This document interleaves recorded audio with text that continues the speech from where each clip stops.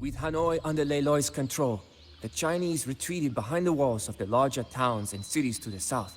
There, they would wait for Wang Tong, the approaching Ming general. Le Loi had to act quickly, but he could not underestimate the Ming. The garrisons had large stockpiles of gunpowder, and Wang Tong's army marched at a frantic pace to reach the besieged cities. Le Loi had to quickly turn his peasant rabble into a real army that could face the finest Ming soldiers in open battle.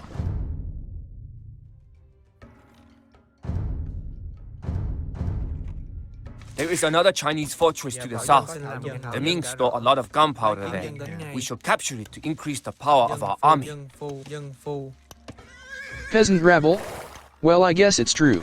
Our starting base is jerry-rigged to be leaky, with 2 holes added to our walls, and the walls are made of wood. Why on earth do we just have 2 random holes the size of a palisade gate, but the gates are missing? Because the map designers want to give the Ming an open invitation to walk in. Not far from here is a village that provides the Ming fortress with food. Perhaps it would be wise to take control of it before attacking the southern fortress.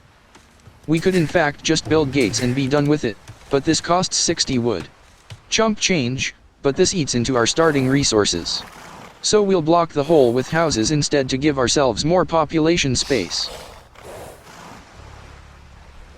As for the second hole, we still need a way to leave our base, so we will only partially block with an archery range, leaving a 1-tile gap. This gap will be plugged with bodies, pikemen, which we received as starting units.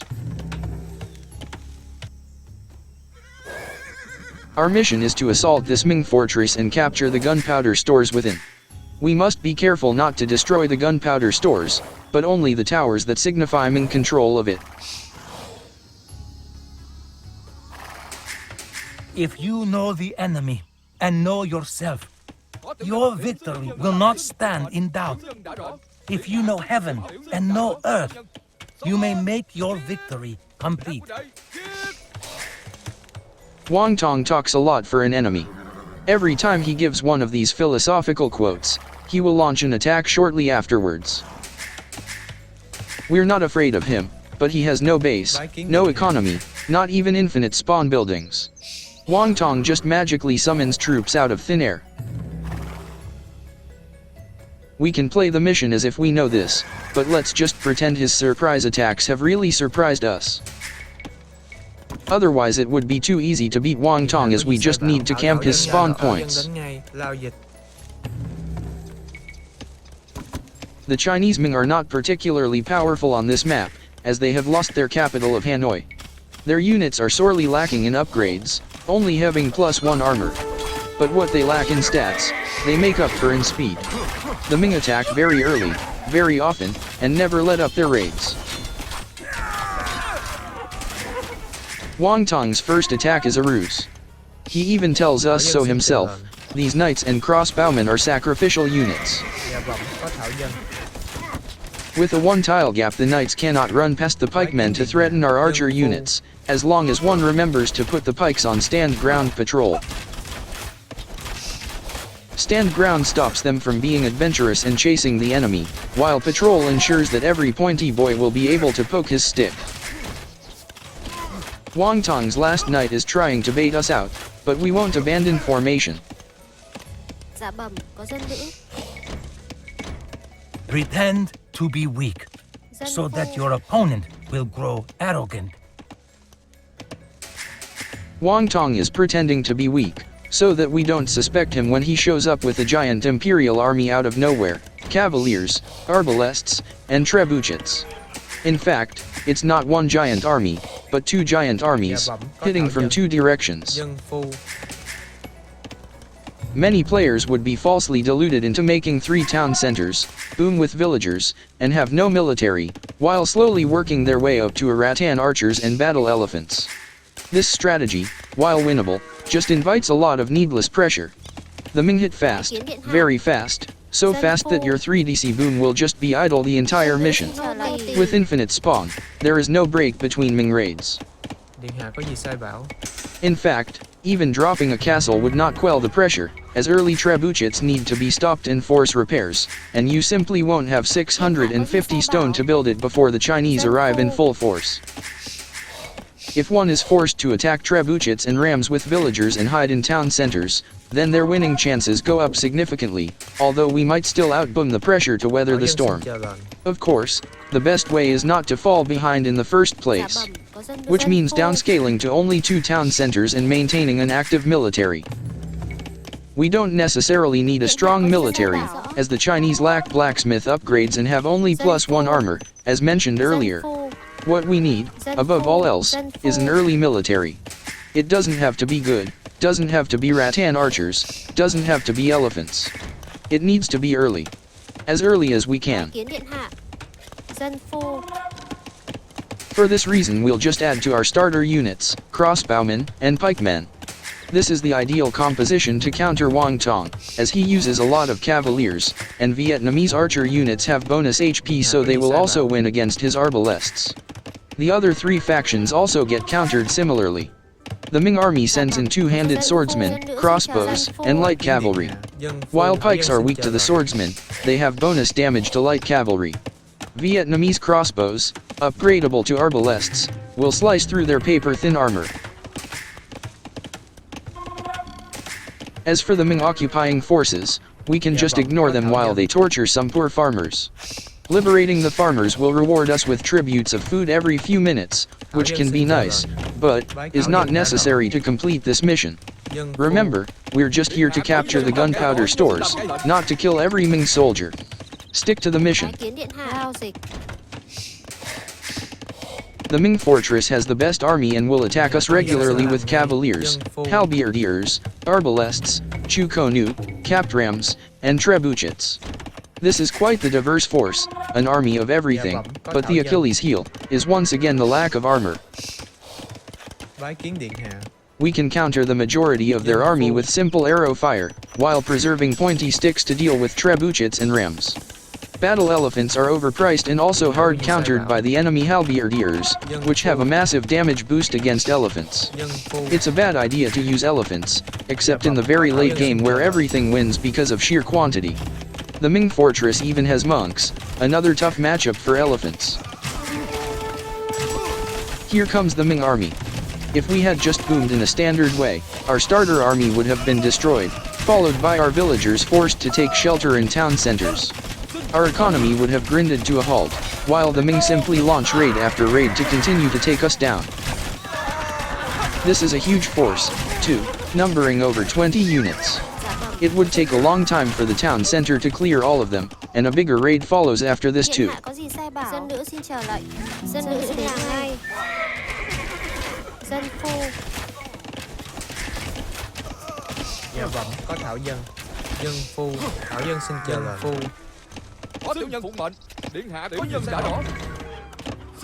But this multiverse didn't happen. All the Ming Chinese just suicided into a one-tile gap. They have no armor, so we paused villager production temporarily to research Bodkin Arrow. Our economy continued chugging along nicely, no idle villagers. Now that we have weathered the storm, we can even expand outwards to the gold and stone.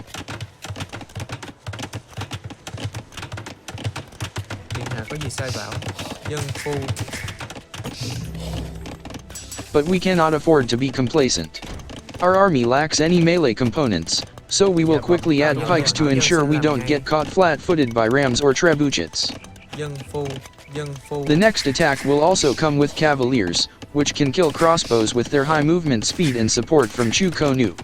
It's not the best cavaliers as they have no armor, but horses will still be horses.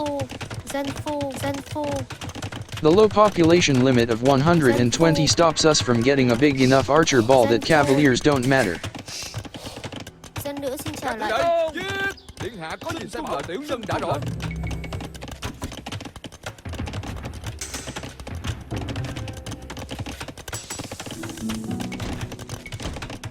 While recruiting military, we also look towards the Imperial Age. Imperial Age grants us access to high-quality siege weapons, arbalests, and halberdiers, as well as blacksmith techs, to further accentuate the Chinese lack of armor. When one side has only +1 and the other side has full upgrades, the fights will all be one-sided in our favor.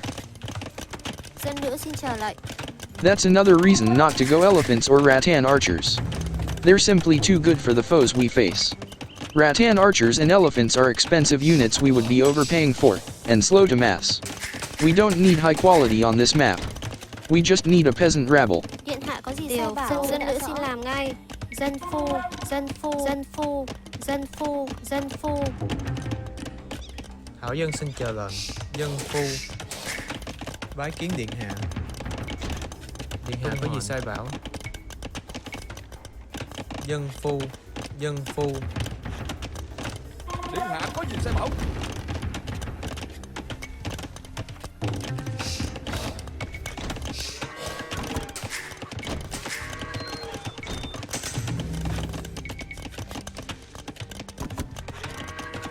Our growth is looking strong and we're closing in on the population limit. Another common mistake on this map is to forget to build houses, so let's quickly plop a few as we don't need that many to hit 120. The monastery is our second building to qualify for Imperial Age. It also lets us collect the relic we scouted earlier, giving our army some gold. Gold will be a problem as the mission drags on. There are limited gold deposits on this map, and 2 of them are located inside Ming army camps. This is to discourage elephant spam, and probably to promote Imperial skirmishers. Well, we don't want to go for Imperial skirmishers this time. With our enemies so heavily tilted towards cavalry, Halberdiers make more sense. Vietnamese Arbalests defeat any Chinese ranged unit, while pointy boys cover the need for melee units. Both are dirt cheap and train fast, too, which makes replacing them butter smooth if they die. Dân nữ xin trở lại. Dân nữ tuân lệnh. Dân nữ xin làm ngay. Lao dịch, lao dịch. Có tiểu nhân xin tiểu nhân làm đã rõ. Thảo dân xin chờ lệnh. Dạ bẩm có Thảo dân. Dân phu. Bái kiến điện hạ. Thảo dân xin làm ngay. We have the stone for a castle, so the question is placement. Ideally we'd like to drop it aggressively, but at this point I realized we haven't scouted where the enemy is. Bái kiến điện hạ. Dạ bẩm có dân nữ. Thảo dân đến ngay. Thảo dân xin làm ngay. Điện hạ có gì sai bảo? Tiểu nhân làm ngay. Tiểu nhân làm ngay. We have a scout somewhere, but it's gonna take a while to find it. Let's just send a cheap pikeman on a suicide scouting mission. Dân nữ xin làm ngay. Dân nữ rõ. Dân nữ xin làm ngay. Tiểu nhân đã rõ. Tiểu nhân đã rõ. Tiểu nhân làm ngay. Tuân lệnh đã rõ. This is a great place to drop a castle, where it automatically takes out the enemy's tower. But there's a few Ming raiders headed in this direction, so it's time to fight.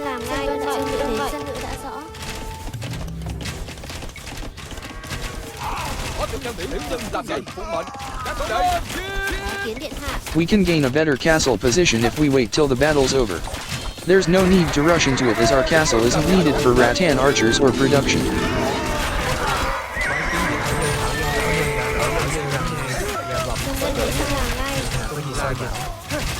Thảo dân xin làm ngay.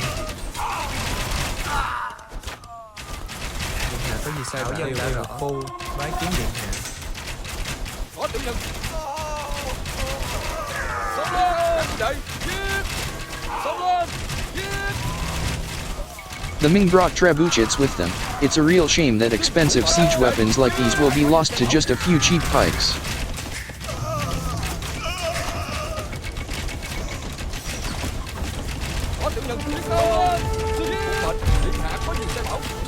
My, they're trebbing a lowly mining camp. The horror.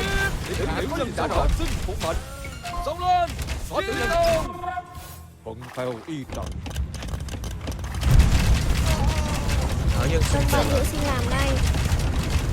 Dân lệnh phu dịch. Dân phu. Tiểu nhân đã rõ. Điện hạ có gì sai bảo? Làm ngay. Điện hạ có gì sai bảo? The Ming have lost their entire army, and we can build that castle now. After redoing this mining camp, of course. dân phu. Có tiểu nhân xin làm ngay lệnh.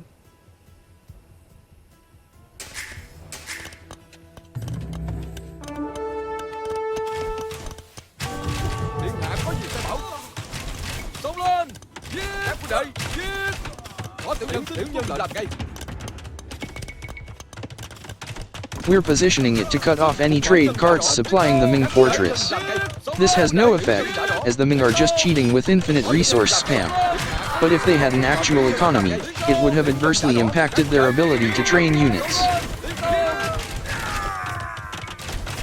Xông lên, có tiểu nhân đã rõ. Xin tiểu nhân đã rõ. Dân nữ xin chờ lệnh.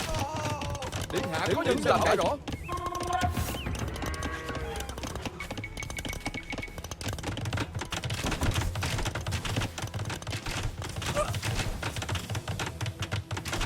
Có tiểu nhân, xin tiểu nhân đã rõ. Làm ngay, các huynh đệ, xông lên. Dạ bẩm có thảo dân. Dân phu. Điện hạ có gì sai bảo, xin tiểu nhân lại làm ngay. Xin tiểu nhân đã rõ. Điện hạ có gì sai bảo, các huynh đệ, tiến công. We're an imp, nice and early, just in time for a power spike with Arbs and Halberdiers.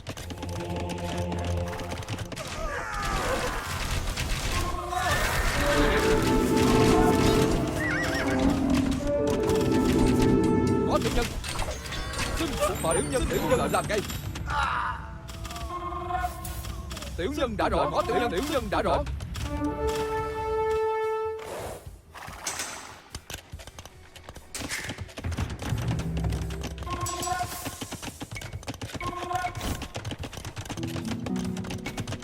Attack upgrades are more important for Arbalests, while armor matters more for Halberdiers.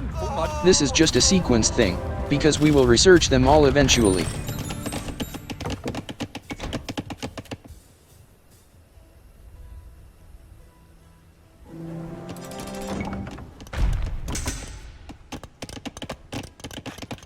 Điện hạ có gì sai bảo? Dân phu. But the production we currently have might not be enough. The army we use can die quickly, so it's important to have many more barracks to repopulate after each battle. Dân phu. Dạ bẩm có thảo dân. Dân phu.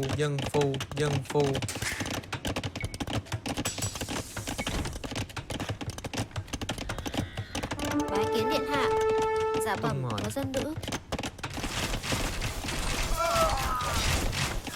Lao dịch.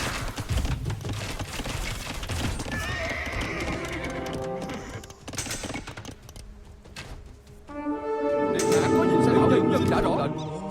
Có tiểu nhân đã rõ ngay. Xin phụng mệnh. Xin tiểu nhân đã rõ. Điện hạ có gì sai làm đã rõ. Tiểu nhân làm ngay. Xin phụng mệnh. Tiểu nhân đã rõ làm ngay. Có tiểu nhân xin tuân lệnh. Tiểu nhân đã rõ. Điện hạ có gì sai bảo làm ngay. Có tiểu nhân, các huynh đệ giết. Xin phụng mệnh, tiến công. While advancing on the Ming camp, we can ignore the arrows. Our troops don't care about dying, they're cheap and replaceable.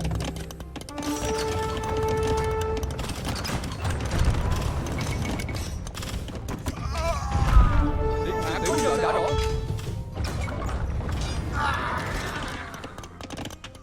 Dạ bẩm, có dân nữ. Dân phu.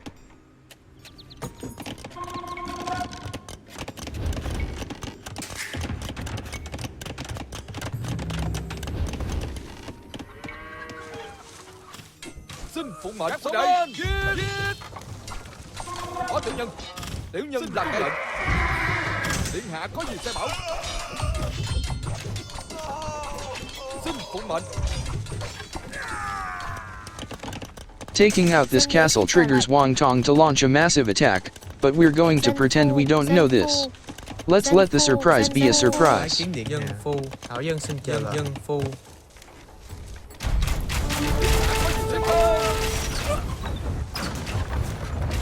Có tiểu nhân đã rõ ngay.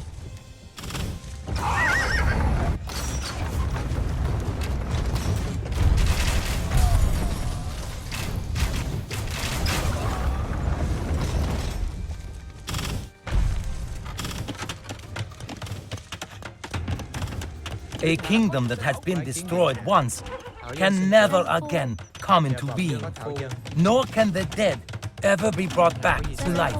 Có tiểu nhân làm ngay. Not true. Watch us create our army from scratch even if you kill them all. Wang Tong.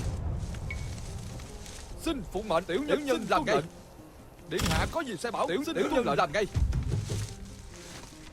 Xin phụng mệnh tiểu nhân đã làm ngay.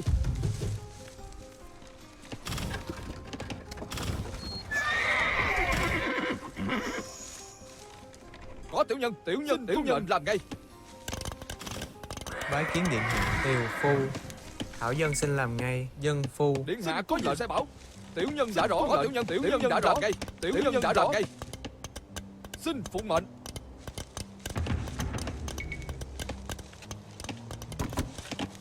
Dạ bẩm có thảo dân. Dân phu.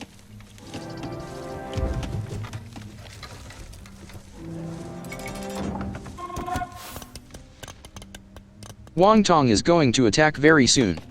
The question is where?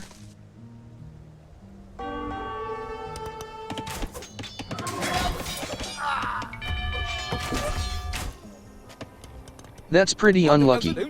He usually goes for the main base with all the army buildings. Now we have to relocate our slow-moving foot soldiers to save that town center. Xin phụng mệnh. Điện hạ có gì sai bảo. Tiểu nhân đã rõ. Tiểu nhân làm ngay. Xin phụng mệnh. Có tiểu nhân đã rõ. Xin phụng mệnh. Tiểu nhân đã rõ. Làm ngay. Xin tiểu nhân đã rõ.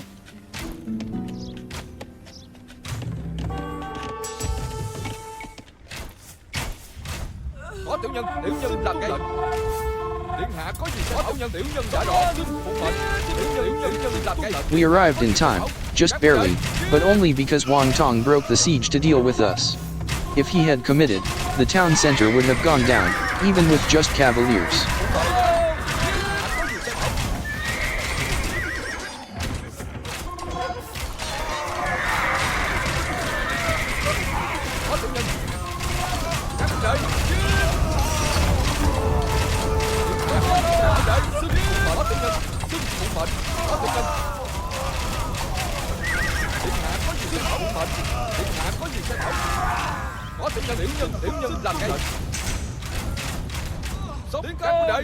But in the damp marshes, forces get stuck and chopped off by halberdiers, while the two trebs are too slow to deal damage and will be picked off too.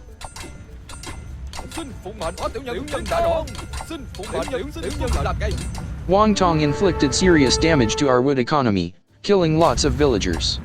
But he lost his entire army. Or did he?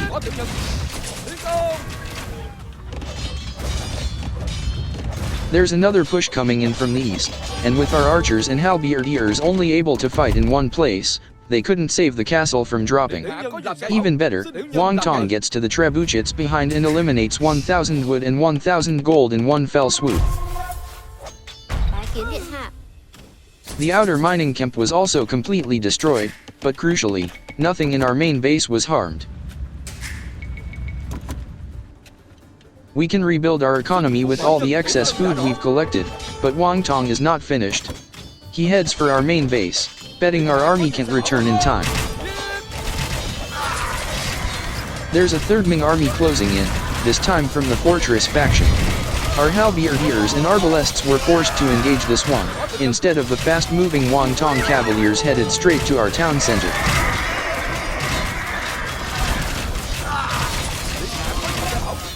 But all his clever plans are for naught. Wang Tong has walked into a trap. New halberdiers stream out of our multitude of barracks, dealing massive bonus damage to Wang Tong's cavaliers. Even a few overconfident trebuchets have been ensnared, caught in the narrow pathways between the buildings. Despite losing our castle, the Vietnamese have gained the upper hand. Wang Tong's cavalry is unable to escape from our halberdiers, not with arbalests cutting his retreat off. Lei Loi has lost 5 trebuchets, yes. But the Ming have lost 7, in just this engagement. He who advances without seeking fame, who retreats without escaping blame, whose one aim is to protect his people and to serve his Lord, that man is a jewel of the realm. Bái kiến điện hạ. Dạ bẩm, có dân nữ. Dân phu. Having delivered his line, Wang Tong resigned. The two-pronged assault, while it did damage, was not enough. Our villagers are still mining gold from the Ming army camp and we kept everyone in the main base alive. The big damage was mainly to our wood collection. We lost a lot of lumberjacks to Wang Tong's raid. In return, 3 big armies of Ming were soundly defeated. The Chinese lost a lot of cavaliers, arbalests, chukonu, halberdiers, and even trebuchets. This leaves Lei Loi with the only large battle force still standing. Our arbalests didn't suffer many losses, while halberdier numbers are also healthy. Wang Tong lost all his men in his one big push, and can no longer contribute any further to the Ming on this map. Điện hạ có gì sai bảo? Tiểu nhân đã đỏ. Điện hạ có gì sai bảo? Dân phu. With Wang Tong defeated, Lei Loi can return back to siege. Even without trebuchets, the Chinese will soon discover we have far more dangerous weapons at our disposal. The Vietnamese have Bombard cannons.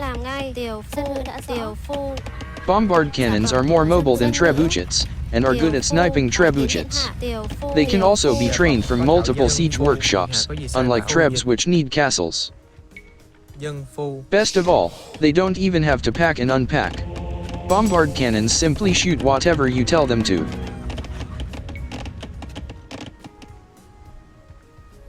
Có tiểu nhân, xin tiểu nhân đã đỏ. Xin phụng mệnh, xin tuân lệnh.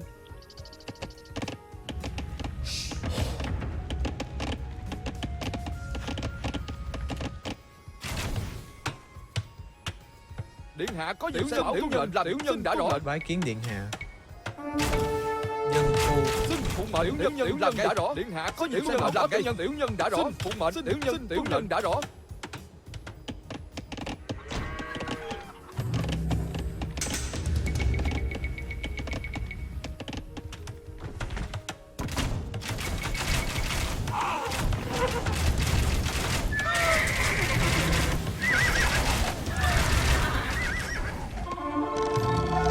The Ming army is all but spent.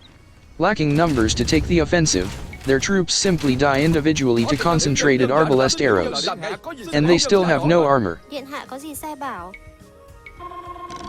Hảo dân xin làm ngay. Dân phu.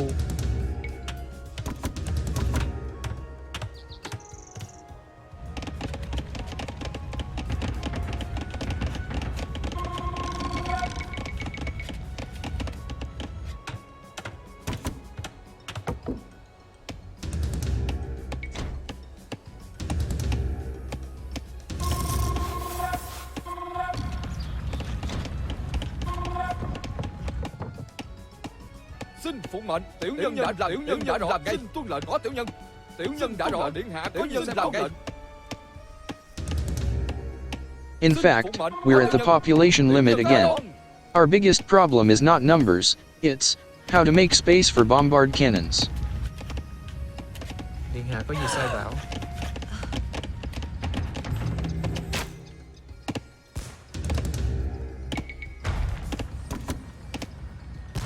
Điện hạ có gì sai bảo? Tiểu nhân đã đỏ. Có tiểu nhân, điện hạ có gì sai bảo? Các huynh đệ. I guess we should thin our herd a bit by spreading our armies.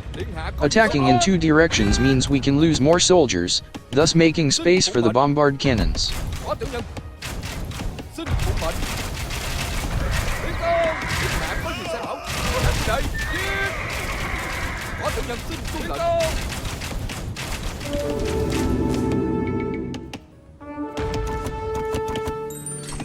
Điện hạ có gì đã đỏ. Có tiểu nhân làm ngay. Xông lên. Xin phụng mệnh. Có tiểu nhân đã đỏ. Xông lên. Xin tuân lệnh. Tiểu nhân đã đỏ. Unfortunately, we're winning these fights too well. We need to reduce our performance, do a bit worse, so that our numbers go down. But not by losing bombard cannons, which is starting to happen because the stupid Arbalests tried to help the wrong side, instead of sitting by our siege like good boys. I must have accidentally selected all the Arbalests instead of only the eastern Arbalests. làm ngay. Điện hạ có gì sẽ bảo. Đã rõ. Tiểu nhân đã rõ. Bái kiến điện hạ. Phu dịch. Có tiểu nhân. Xin tiểu nhân làm ngay. Điện hạ có gì sẽ bảo. Đây. Có tiểu nhân xông lên. Tiến công. Xin phụng mệnh. Tiểu nhân đã làm ngay. Xin tuân lệnh. Điện hạ tiểu nhân đã rõ. Có tiểu nhân. Các đây. Xin phụng mệnh. Xông lên. Tiến công. Xông lên. Điện hạ có gì sẽ bảo. Có tiểu nhân đã rõ. Xin tiểu nhân làm đã rõ. Có tiểu nhân làm ngay đây. Điện hạ có gì sẽ rõ. Có tiểu nhân làm ngay. Tiểu nhân đã rõ. Xin phụng mệnh. Xông lên. Điện hạ có gì sẽ bảo. Có tiểu nhân đã rõ. Đây. Xin phụng mệnh. Điện hạ có gì sẽ bảo. Xin làm ngay. Điện hạ có gì sẽ bảo. Tiểu nhân làm ngay. Xông lên. Có tiểu nhân xin phụng mệnh đây. Có tiểu nhân. Điện hạ có gì sẽ bảo. We'll take out these stables first because the light cavalry are the only unit capable of killing our bombard cannons. This shouldn't happen with so many arbalests guarding them, but as has just happened 1 minute ago, sometimes arbalests just make the absolute worst decisions and abandon their post. We don't want them on stand ground either, because that way, they might just refuse to shoot some really easy targets. Thảo dân xin làm ngay. The gold just ran out from the last Ming encampment, but we've gained a new one, and the Ming army have resigned. This leaves us with just one enemy, the Ming fortress itself. There's also the Ming occupying forces who are busy occupying a village full of poor farmers, but those units are immobile and do nothing. They can keep torturing those poor farmers, we don't care. They're our countrymen, but they're just too far away to walk to.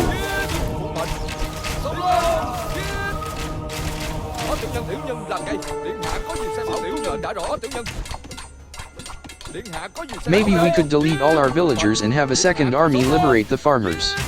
But the Ming fortress is a cheating infinite spammer, so we need all hands on deck.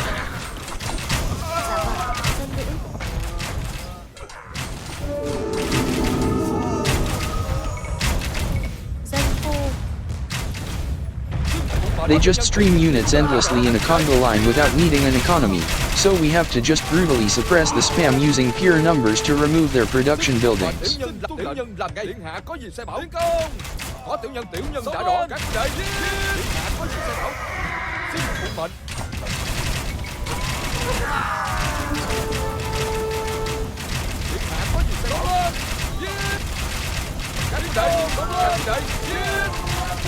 Tiểu lệnh đã rõ, tiểu nhân làm ngay.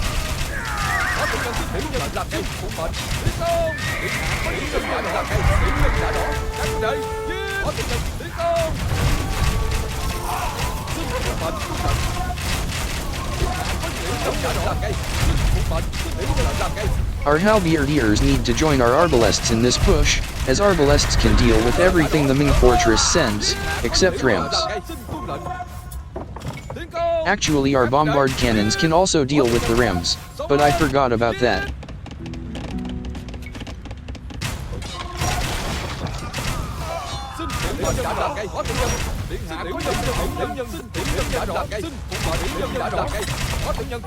The Halberdiers were too late, too slow, to deal with the Chinese rams. They successfully take down one bombard cannon.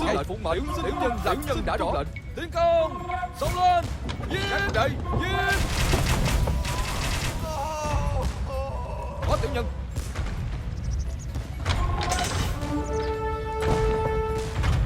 Tiến công. But we have so many more that it doesn't matter. The Ming castle goes down.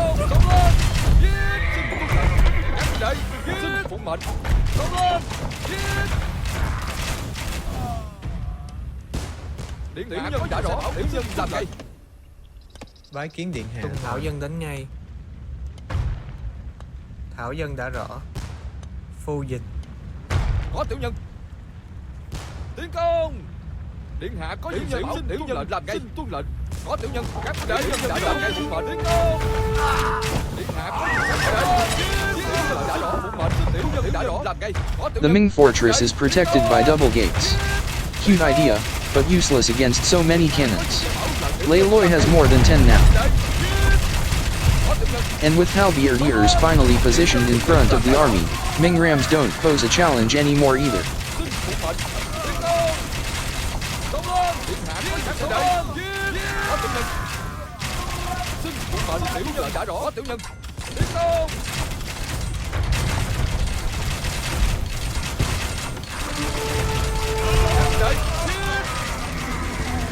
The first gunpowder store gets captured in a single volley of cannonballs.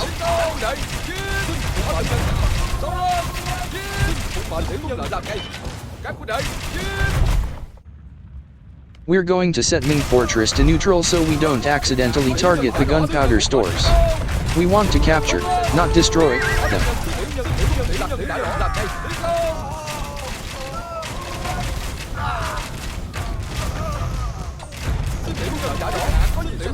Our army is shredding through the armorless Ming so easily that you can see why we absolutely don't need rattan archers. Rattan archers would require a castle, which went down in the Wangtong push, and would have massed very slowly, while arbalests can just be spammed from 6 archery ranges.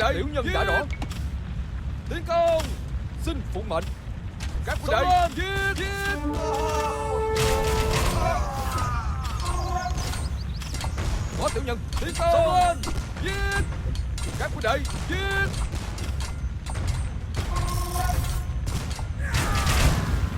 Hảo dân xin chờ rồi. Tiểu nhân làm cái xin phụng mệnh điện hạ có gì sai bảo. Xông lên. Các quân đệ giết. Xin phụng mệnh tiến công. Các quân đệ có tiểu nhân xông lên. Điện hạ có gì sai bảo. The other 2 gunpowder stores are easy. Ming Fortress has lost most of their production capabilities, so they can no longer spam armies. It's just a matter of targeting the towers and hoping our bombards don't splash kill the gunpowder stores. Which they almost did, but thankfully, they didn't. The Ming fortress is in our hands, and we have captured our valuable gunpowder. This is an important achievement, my brothers. I guess the finest Ming armies were no match for the lowliest of units, the Vietnamese peasant Halberdier. We don't even have bonuses for this unit line, it just made sense considering the unit matchup. After capturing a major citadel with its gunpowder stores intact, Leloy was able to take several key towns and hold off Wang Tong and his army. Wang Tong knew that his position was poor, and so he retreated to strengthen his supply lines and replenish his forces. For now, there will be no battle. Leloy marched further south with Wang Tong and his army following closely and gaining strength.